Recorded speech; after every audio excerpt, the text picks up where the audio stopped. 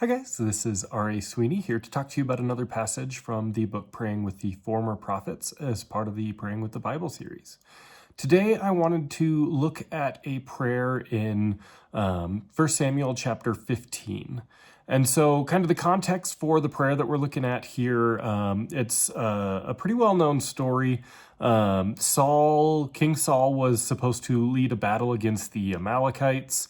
And he was told, don't leave anybody or anything alive. Kill all the people, kill all the livestock, just destroy everything.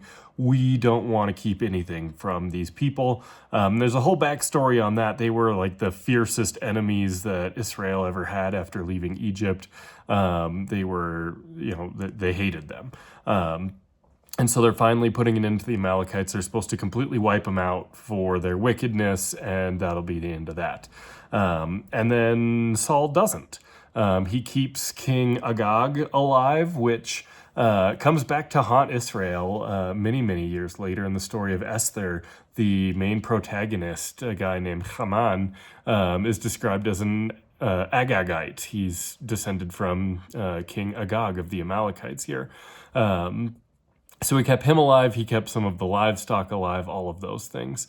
And Samuel comes and he says, hey, I thought I told you to destroy all of this stuff. And Saul's like, no, we did. And Samuel's like, well, why do I hear sheep bleating and, cows lowing and all those sorts of things? And the Hebrew is kind of funny there because the sounds of the Hebrew words kind of make some livestocky type noises when you speak them out loud. So that's kind of a funny addition there. So Samuel says, God's taken the kingdom away from you. You're not God's king anymore. It's over. You're done. And Saul begs Samuel and he says, pray to your God for me, which should stand out as really terrifying that this is King Saul. He's the first king of Israel. God specifically chose him to be the king of Israel. And here he is saying, pray to your God, not my God, not our God, your God.